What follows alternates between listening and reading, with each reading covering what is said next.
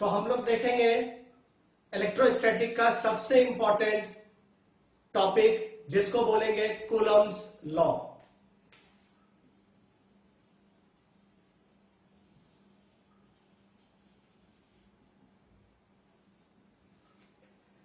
Coulomb's law का statement जो है वो बहुत ही सिंपल है, वो हम लोग एक बार देख लें, फिर हम लोग उसको किस तरीके से एक्सप्लेन करेंगे और कैसे उसका यूज करेंगे वो देखेंगे। इससे पहले आप लोगों ने जो प्रॉपर्टीज पढ़ी होंगी या फिर जो चार्जेस के प्रॉपर्टीज हैं वो आप एक बार देख लें ताकि आपको आगे कोई भी प्रॉब्लम ना आए। Coulomb's law state that the interaction force between two charges is directly proportional to the product of charges and inversely proportional to the square of distance between them, and the force of interaction is always acting along the line joining them। ये था statement Coulomb's law का। इस statement को अगर हम लोग mathematically express करें तो आप उसको अच्छे से समझ पाएंगे। मैथमेटिकली कूलम्ब्स लॉ को हम लोग लिख सकते हैं magnitude of force is directly proportional to the product of two charges Q1 और Q2। अगर हमने दो चार्ज Q1 और Q2 कंसीडर कर लिए और उसके बीच में जो डिस्टेंस है वो अगर R मीटर का डिस्टेंस है और ये चार्जेस Q1 और Q2 है तो फोर्स जो होगा वो डायरेक्टली प्रोपोर्शनल होगा Q1 और Q2 के। और क्या बोला है कूलम्ब्स लॉ ने? Force is inversely proportional to the square of distance between two charges. इन दोनों चार्ज के बीच में जो डिस्टेंस है उसके स्क्वायर का इनवर्सली प्रोपोर्शनल होता है, तो हम लोग लिख सकते हैं 1/r²। ये है magnitude of force of interaction between two charges. अगर हम इन दोनों इक्वेशन को कंबाइन कर दें तो आपको मिल जाएगा Coulomb's law of charges. Charge के बीच का फोर्स क्या हो जाएगा अगर हम इनको कंबाइन कर दें तो this is equal to force is directly proportional to Q1 Q2 upon R²। अगर हम इस प्रोपोर्शनलिटी को एक कांस्टेंट से हटा दें तो हम लोगों को एक फार्मूला मिल जाएगा जिसको आप बोल सकते हैं F is equal to K Q1 Q2 upon R²। यहां पे K जो है वो कांस्टेंट है और उस K की वैल्यू हम लिखते हैं K is equal to 1/4 epsilon.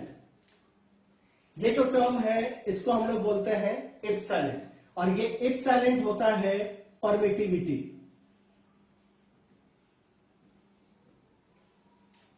ये परमिटिविटी अगर ये डिपेंड करती है जो भी मटेरियल स्पेस में होगा, यानी कि जो भी मटेरियल आप बोलेंगे इन दोनों के बीच में होगा उसकी जो परमिटिविटी होगी वो आपको लिखनी है।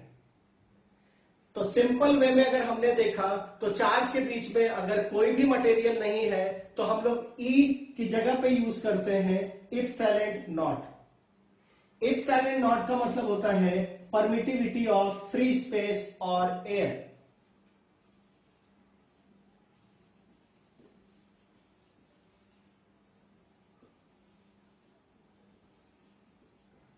परमिटिविटी ऑफ फ्री स्पेस हम लोग लिखते हैं epsilon naught is equal to 8.85 into 10⁻²। ये एप्सिलॉन नॉट की वैल्यू है। एप्सिलॉन नॉट की वैल्यू निकालने के बाद अगर आप इसका यूनिट लिखना चाहते हैं तो भी आप आराम से लिख सकते हैं। यहां से अगर हम फार्मूला यूज कर लें तो इसकी यूनिट भी हम लिख सकते हैं। हम लोग देखेंगे इसकी यूनिट और इसका डायमेंशन हम लोग किस तरीके से लिख सकते हैं। Epsilon is equal to 8.85 into 10⁻²। ये एप्सिलॉन नॉट की वैल्यू है कब? जब वो फ्री स्पेस के बारे में डिफाइन कर रही हो। 1/4πε0। अगर ये वैल्यू आप यहां पे पुट कर दें तो अप्रोक्सीमेटली इसकी वैल्यू मिलती है 9 × 10⁹, यानी कि कांस्टेंट k की जगह पे आप 9 × 10⁹ भी यूज कर सकते हैं। तो फार्मूला हो जाता है हमारा F = 9 × 10⁹ into Q1 × Q2 divided by R²।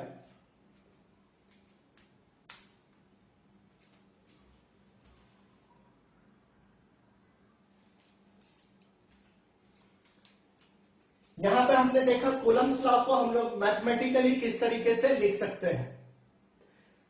ये फार्मूला हमारे लिए बहुत ही इंपॉर्टेंट है जब हम लोग किसी भी चार्ज के बीच का फोर्स निकालना चाहेंगे। एक चीज आपको बहुत ध्यान देनी है कि यहां पे कूलम्स ने ये बताया है कि जो भी फोर्स लगेगा उसका डायरेक्शन हमेशा वो स्ट्रेट लाइन के बीच में होगी, उस स्ट्रेट लाइन का डायरेक्शन होगा जो इन दोनों चार्ज को जोड़ती होगी। यानी the force of interaction between these two charges is always along the straight line which join two charges. ये हमको ध्यान में रखना है। हम लोगों को मालूम है कि फोर्स क्या होता है, वेक्टर क्वांटिटी होता है। फोर्स अगर वेक्टर क्वांटिटी है तो आपको उसको उसके डायरेक्शन के साथ लिखना पड़ेगा। हम लोगों ने यहां पे जो लिखा है ये स्केलर क्वांटिटी जैसा दिख रहा है क्योंकि यहां पे हमने सिर्फ मैग्नीट्यूड यूज की है। तो here we are only using the magnitude of forces between two charges, but we have to express this force in their real way. In their real way, we have to represent the force in vector quantity. तो हम लोगों को जो force है वो vector quantity में represent करना चाहिए, इसलिए हम लोगों को थोड़ा सा वेक्टर को रिकॉल करना पड़ेगा। तो हम लोग देखेंगे, आप लोगों ने वेक्टर पढ़ रखा है, आपको मालूम है वेक्टर किस तरीके से लिखते हैं, तो हम लोग यहां पे उसको लिखने का कोशिश करेंगे।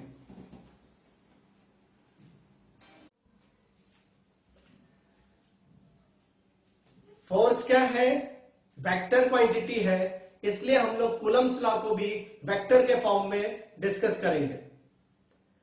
वेक्टर के फॉर्म में अगर हम देखें तो हम यहां पे कोऑर्डिनेट दिखा सकते हैं और बोल सकते हैं कि ये चार्ज Q1 अगर X1, Y1 और Z1 पे हो, चार्ज Q2 अगर X2, Y2 और Z2 कोऑर्डिनेट पे हो, तो हम बता सकते हैं कि इस ओरिजिन के रेस्पेक्ट में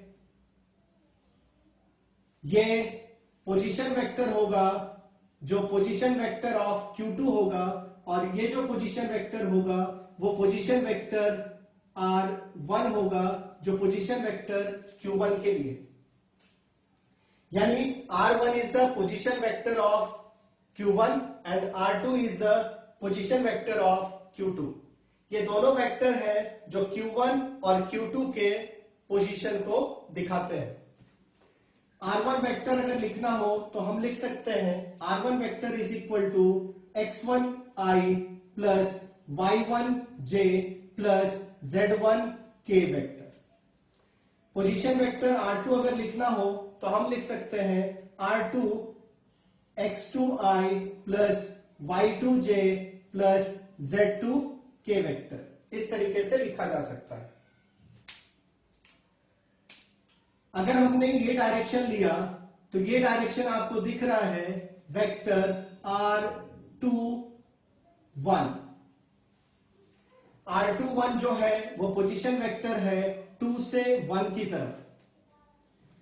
हम किसी भी पोजीशन वेक्टर को अगर लिखते हैं तो हम क्या लिख सकते हैं, R21 vector is equal to R1 vector minus R2 vector. किसी भी पोजीशन वेक्टर को लिखने का तरीका है R21 vector is equal to R1 vector minus R2 vector.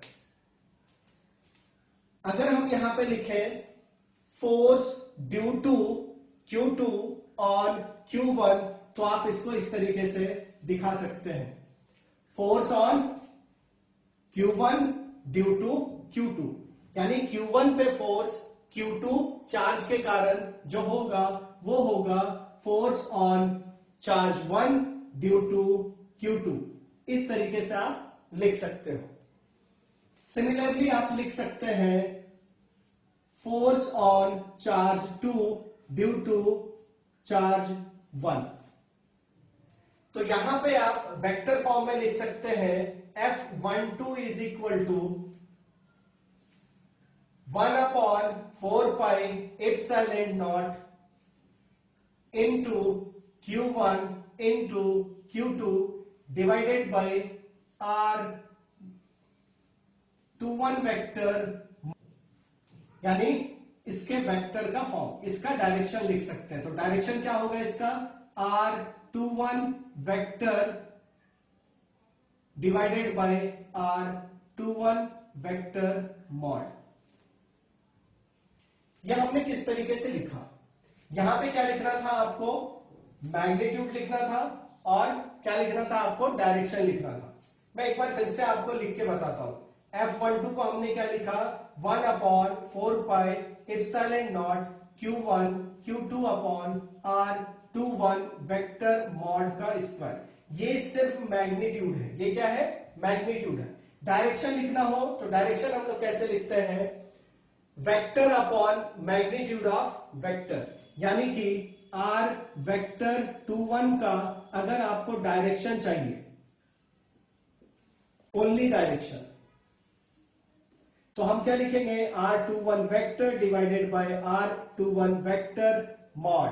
ये क्या देगा आपको, सिर्फ डायरेक्शन देगा, डायरेक्शन ओनली। तो यहां पे आप क्या लिख सकते हैं, R21 vector upon R21 vector mod. ये क्या है, डायरेक्शन है, किसका, F12 का डायरेक्शन है, force on charge Q1 due to charge Q2। उसी तरीके से आप अगर लिखना चाहते हैं तो आप F21 भी लिख सकते हैं। F21 क्या है, force on charge 2 due to charge Q1। इसको आप लिख सकते हैं 1/4 epsilon naught into Q1 Q2 upon R12 का मॉड का square R12 vector divided by R12 vector mod. इसको अगर आपने मॉडिफाई कर लिया तो आपको मिल जाएगा F21 vector is equal to 1/4 epsilon naught into Q1 Q2 upon R12 mod Q, और यहां पे आ जाएगा R12 वेक्टर। यहां पे R12 वेक्टर को आप क्या लिख सकते हैं, इस फॉर्म में भी लिख सकते हैं।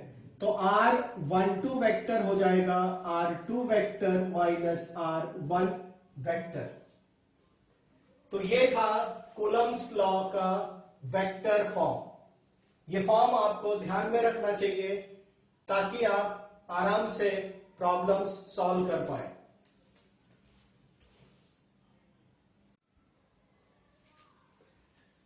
चलिए इस पे हम लोग कुछ सिंपल प्रॉब्लम भी देख लें। सिंपल प्रॉब्लम हम लोग मैग्नीट्यूड पे भी देख लेंगे और फिर हम वेक्टर में अगर होगा तो हम किस तरीके से कूलम्स लॉ को वेक्टर में अप्लाई कर पाएंगे, ये भी हम लोग देख लेंगे।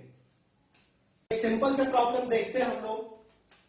अगर कोई चार्ज यहां पे दी हो 9 माइक्रोकूलम और एक चार्ज दी हो 2 माइक्रोकूलम, तो इसके बीच में अगर डिस्टेंस हो 5 मीटर का तो कितना फोर्स लगेगा। यानी जब दो चार्ज इस तरीके से रखे हो, उसकी वैल्यू दी हुई हो, तो आप कितना फोर्स इन दोनों के बीच में लगेगा वो निकाल सकते हैं।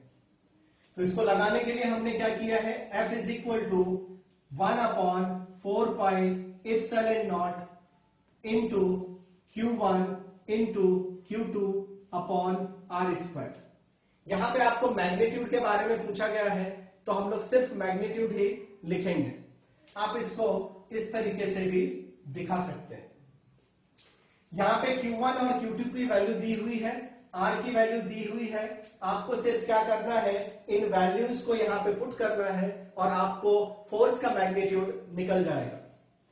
फोर्स का मैग्नीट्यूड यहां पे हो जाएगा 1/4πε0 इनटू Q1 हमने लिखा है 9 microcoulomb into 2 microcoulomb divided by R। R यहां पे है 5 यानी 5 का स्क्वायर। यहां पे ध्यान से देखें, हम लोगों ने पढ़ा है कि इस कांस्टेंट की वैल्यू जो होगी वो होगी 9 इंटू 10⁹9। अब इस वैल्यू को हम यहां पे पुट कर सकते हैं और ये सारा वैल्यूज पुट होने के बाद उसको सॉल्व कर सकते हैं। F वेक्टर मॉड यानी magnitude is equal to 9 into 10⁹9। यहां पे लिख सकते हैं 9 इंटू माइक्रोकूलम है, माइक्रो का मतलब 10⁻⁻6 कूलम इंटू यहां पे 2 माइक्रोकूलम है, आप यहां पे लिखेंगे 2 इंटू 10⁻6 कूलम डिवाइडेड बाय 5 का स्क्वायर। फोर्स की यूनिट क्या होती है? न्यूटन। आप यहां पे न्यूटन कैपिटल N से डिनोट कर देंगे।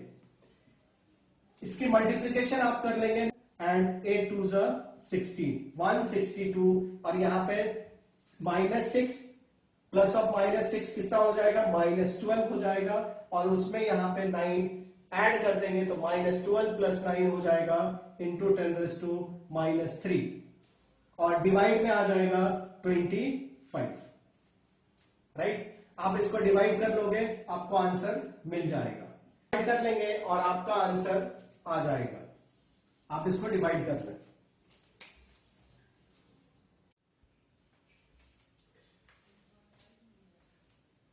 तो हम लोग क्या करें, वेक्टर फॉर्म में भी एक आधा प्रॉब्लम करके देखेंगे तो हम लोगों को समझ में आएगा कि हम किस तरीके से कूलम्स लॉ को यूज कर सकते हैं वेक्टर फॉर्म में।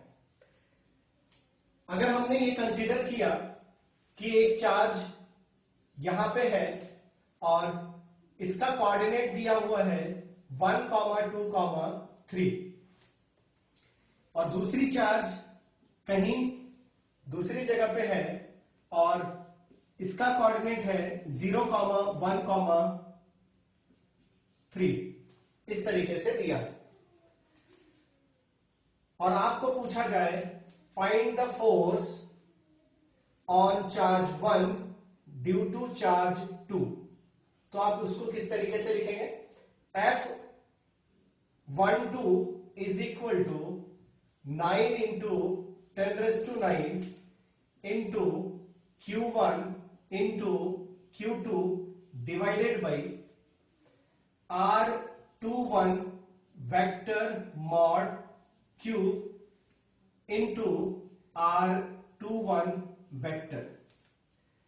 यह हमने लास्ट क्लास अभी थोड़ी देर पहले हमने देखा था कि F12 का फार्मूला क्या होता है। वो फार्मूला हमने यहां पे रख दिया। हम लोगों को मालूम है R21 इज इक्वल टू हम लिख सकते हैं R1 माइनस R2 और R12 को हम लिख सकते हैं R2 माइनस R1। इस तरीके से आप लिख सकते हो। यहां पे R1 और R2 अगर आपको लिखने नहीं आ रहा हो तो मैं यहां पे लिख देता हूं जिससे कि आपको यह समझ में आए R1 कैसे लिखना है, R2 कैसे लिखना है, R12 कैसे लिखना है, R21 कैसे लिखना है, वो आप आराम से लिख पाएंगे।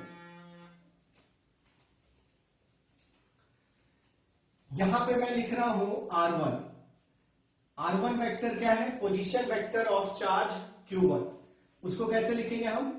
X का कोऑर्डिनेट 1 इंटू आई का 2, y का कोऑर्डिनेट यहां पे 2 है तो क्या लिखेंगे आप? 2j cap plus 3k cap. ये हो गया हमारा R1 वेक्टर। R2 वेक्टर हम किस तरीके से लिखेंगे? R2 vector is equal to लिखेंगे, यहां पे x का कोऑर्डिनेट क्या है? 0 है तो आप क्या लिखोगे? 0 i लिखोगे प्लस यहां पे क्या लिखेंगे? 1j प्लस 3k लिखेंगे आप। राइट, R2 को आप क्या लिख सकते हो? यहां पे j प्लस 3k लिख सकते हैं। x का कोऑर्डिनेट तो 0 है। R2 क्या है? Position vector of charge Q2 है। यहां पे आपको निकालना क्या है? R21 वेक्टर लिखना है तो तो R21 वेक्टर यहां पे होता है R1 vector minus R2 vector. तो यहां पे मैं लिख सकता हूं R21 vector is equal to R1 कितना है यहां पे I plus 2j plus 3k। इसको माइनस कर देंगे हम इसमें R2 वेक्टर क्या है j प्लस 3k। आप लोगों को मालूम है I के साथ ऐड और सब्सट्रैक्ट होगा, j के साथ और k के साथ। तो यहां पे R2 1 वेक्टर हो जाएगा 1 माइनस यहां पे 0 है तो I वेक्टर 2 माइनस 1 यानी प्लस j वेक्टर और 3 माइनस 3 यानी 0 k वेक्टर। तो प्लस 0 k वेक्टर और इसको आप लिख सकते हैं I vector plus j vector क्या। अब आपको क्या चाहिए यहां पे इसका मॉड भी चाहिए। तो मॉड क्या हो जाएगा R21 वेक्टर मॉड का मतलब क्या है मैग्नीट्यूड ऑफ R21 वेक्टर। यह हो जाएगा रूट अंडर 1 का स्क्वायर प्लस 1 का स्क्वायर यानी x का स्क्वायर प्लस y का स्क्वायर। यहां पे क्या मिल जाएगा आपको रूट 2 मिल जाएगी। फिर हम ये वैल्यू यहां पे पुट करेंगे F12 vector is equal to 9 into 10⁹9। Q1 और Q2 की वैल्यू, तो Q1 की वैल्यू यहां पे नहीं दी हुई है, अगर दी होती तो हम लोग यहां पे पुट कर लेते। यहां पे वेरिएबल है तो आप वेरिएबल के टर्म में लिख सकते हो। अगर इसकी वैल्यू दी है तो लेट हमने यहां पे वैल्यू ले ली इसकी 2 माइक्रोकूलम और इसकी भी वैल्यू हमने ले ली 2 माइक्रोकूलम। दोनों भी क्या है सेम चार्ज हमने ले लिया। तो Q1 क्या लिखा हमने 2 इंटू 10⁻⁻6 इंटू 2 इंटू 10⁻⁻6। यहां पे -6 क्यों आ रहा है क्योंकि हमने माइक्रोकूलम लिया है डिवाइडेड बाई R21 वेक्टर यानी रूट 2 का क्यूब।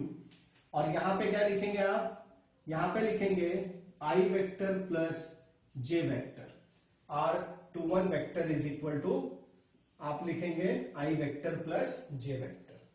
फिर आ जाएगा F12 vector is equal to यहां पे रूट 2 का क्यूब, यहां पे 2 इंटू 2 रूट 2 का क्यूब कितना आ जाएगा 2 रूट 2 आ जाएगा। तो एक 2 कैंसिल हो जाएगा, मैं यहां पे लिख देता हूं 9 इंटू यहां पे कितना है 6 और 6 -12 और यहां पे +9 कितना आ जाएगा 10⁻³ आ जाएगा। आप मल्टीप्लाई कर लेंगे 4 डिवाइडेड बाई क्या लिखेंगे इसको रूट 2 का स्क्वायर 2 होगा और इंटू रूट 2 होगा और इसको I प्लस j लिख देंगे। ठीक है, फिर आप F12 क्या लिखोगे आप लिखेंगे ये 2 से 2 कैंसिल हो जाएगा 9 2 इसको आप क्या लिख सकते हो रूट 2 लिख सकते हो। तो आप हो जाएगा 9 root 2 I plus j into 10⁻³ newton. ये हमारा आंसर आ जाएगा। ये था वेक्टर फॉर्म में हम किस तरीके से कूलम्स लॉ को अप्लाई करेंगे।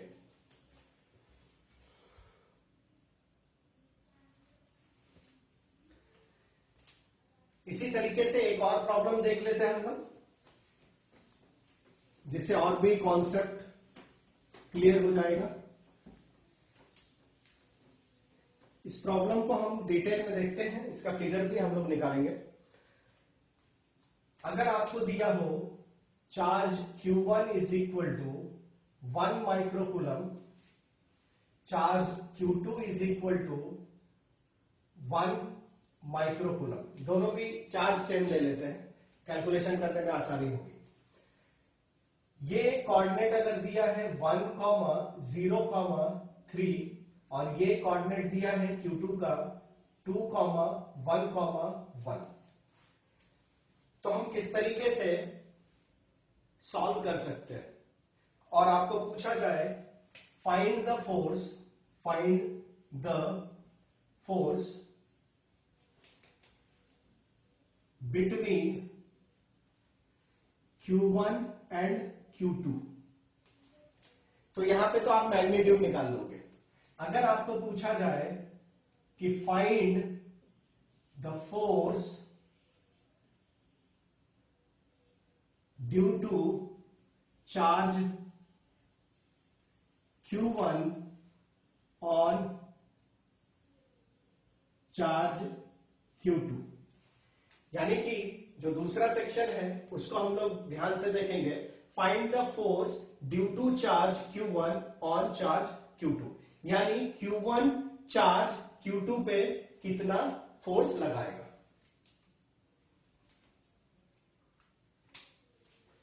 यहां पे हम लोग क्या कर रहे हैं, पहले फिगर निकाल लें जिससे कि आपको समझ में आए पूरा वेक्टर किस तरीके से होगा वो हम लोग देखेंगे। ठीक है, तो यहां पे हम लोग 3D डायग्राम बनाने की कोशिश करेंगे। ये हमने बना दिया 3D डायग्राम। ये हमने ले लिया एक्स एक्सिस, ये हमने ले लिया वाई एक्सिस और ये हमने ले लिया जेड एक्सिस। राइट, अब हम कोऑर्डिनेट को दिखाएंगे Q1 के लिए। x क्या है, 1 है, तो हमने ये डिस्टेंस क्या ले लिया, 1 ले लिया। y क्या है, 0 है, तो y 0 रहेगा। z क्या है, 3 है, तो हमने इसको 3 ले लिया। राइट, तो ये क्या आ जाएगा, ये इस तरीके से आ जाएगा।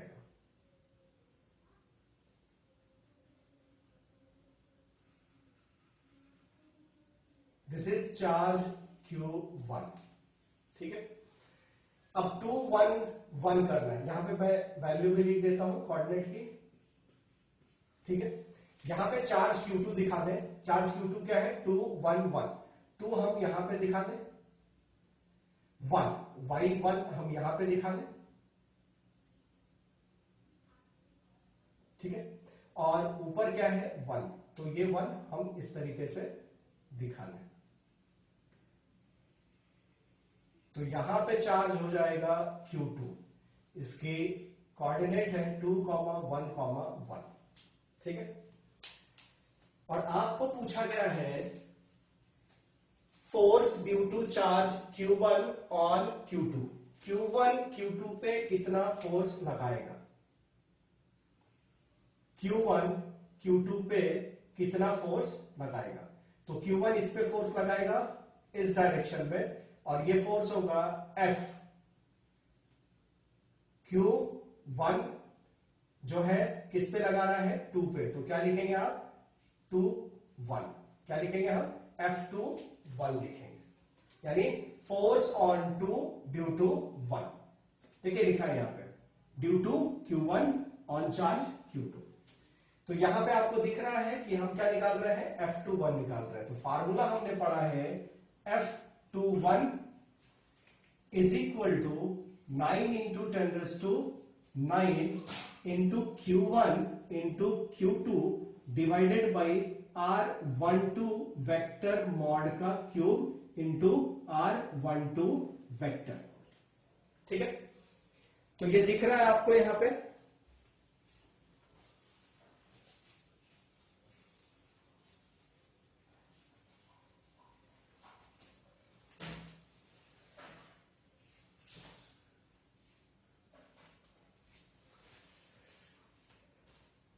तो इसमें हम लोग क्या करेंगे, ये फार्मूला हमने यहां पे लिख दिया। आपको ध्यान से फार्मूला रखना है। और इस फिगर से हम देख रहे हैं कि ये जो है वेक्टर, ये F21 वेक्टर है और R12 वेक्टर हमको लिखना है। तो हम लोग क्या कर ले, R12 वेक्टर निकाल लें। तो R1 हम लोग कैसे लिखेंगे, R1 vector is equal to, ठीक है, तो हम लोग क्या करें, पहले R1 वेक्टर निकाल लें। तो R1 vector is equal to क्या आ जाएगा, पोजीशन वेक्टर ऑफ Q1, ये आ जाएगा I प्लस 3K। ठीक है, R2 वेक्टर हमारे लिए क्या आ जाएगा, R2 वेक्टर हमारे लिए आ जाएगा position vector of Q2 is 2I plus J plus K क्या। ठीक है, यहां से आगे अब क्या लिखेंगे आप, R12 का मतलब क्या है, R2 vector minus R1 vector. ये क्या है, R12 वेक्टर का फार्मूला है। राइट, R12 वेक्टर हम लोग किस तरीके से लिखते हैं, R2 vector minus R1 vector. तो R2 क्या है यहां पे हमारा, ये है 2I plus J plus K, और R1 वेक्टर क्या है हमारे पास, minus I plus 3K vector. ये हमारे पास वैल्यूज है। इसका हम क्या ले लें, सब्सट्रैक्शन। तो हमारे पास क्या आ जाएगा, R12 vector is equal to आ जाएगा 2 minus 1 is I plus J यहां पे नहीं है यानी 0 है, तो 1 माइनस 0 इज 1 यानी J, और 1 minus 3 is equal to minus 2K cap. क्या निकालना है आपको? R12 वेक्टर का मॉड भी निकालना है आपको, तो आप क्या लिखेंगे? 1 का स्क्वायर प्लस 1 का स्क्वायर और प्लस माइनस 2 का होल स्क्वायर, क्योंकि z यहां पे माइनस 2 है। ये क्या आ जाएगा? ये आ जाएगा 1 plus 1 plus 4 is equal to root under 6, right? तो यहां पे आ गया है 6, 4 प्लस 1 प्लस 1 रूट 6। अब ये वैल्यूज हम यहां पे पुट कर दें तो हमारे पास क्या आ जाएगा? F21 vector is equal to 9 into 10⁹9, 9 into 10⁹9 into दोनों भी क्या है? 1 माइक्रोकूलम है, तो 1 इंटू 1 इंटू 10⁻²⁰ यहां पे -6 और यहां पे -6 मैं ऐड करके डायरेक्टली लिख दे रहा हूं -12, और यहां पे आप क्या करेंगे? R12 का क्यूब है यानी रूट 6 का क्यूब, और यहां पे लिखेंगे R12 वेक्टर। R12 वेक्टर हमने निकाला है, वो कितना है? I plus J minus 2K cap. ये हमारा था R12 वेक्टर। फिर हम क्या करेंगे? F21 इज इक्वल टू, इसको कैलकुलेट कर लें, यहां पे क्या आ जाएगा? 9 इंटू 10⁻, कितना आ जाएगा? -3 आ जाएगा, और यहां पे रूट 6 का स्क्वायर आएगा 6 और रूट 6, ठीक है? ये आ जाएगा I plus J minus 2K cap, और यहां पे हम क्या करेंगे? 3 3 जा 9, 3 2 जा 6, और ये आप लिख सकते हो इस तरीके से। यहां पे क्या है? रूट 2 और रूट 3, इसके अंदर क्या आएगा? रूट 2 आएगा और रूट 3 आएगा, यानी रूट 6 को हम क्या लिख सकते हैं? रूट 2 इंटू रूट 3 आएगा, ठीक है? तो आप यहां से इसको कट कर सकते हो, ये रूट 3 आ जाएगा, इसको कट कर देंगे तो ये रूट 2 आ जाएगा, इसको रेशनलाइज कर देंगे तो ऊपर रूट 2 और नीचे रूट 2 से मल्टीप्लाई करेंगे तो ऊपर आ जाएगा रूट 2 और नीचे आ जाएगा 2, और ये हो जाएगा 2 2 जा 4। तो आप लिख सकते हैं F21 vector is equal to root 3, और यहां पे रूट 2 को भी लिखा तो रूट 6 आ जाएगा, into root 2 divided by 4 into 10⁻³ into I plus J minus 2K cap. इस तरीके से आप लिख सकते हैं।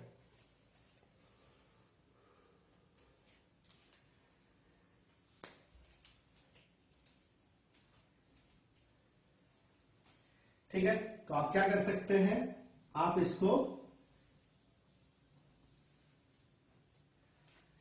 इसको इस तरीके से कट करेंगे, और यहां पे आ जाएगा आपके पास कितना? रूट 6 डिवाइडेड बाई 4, और यहां पे 10⁻³ into I plus J minus 2K cap Newton. ये हमारा आंसर हो जाएगा।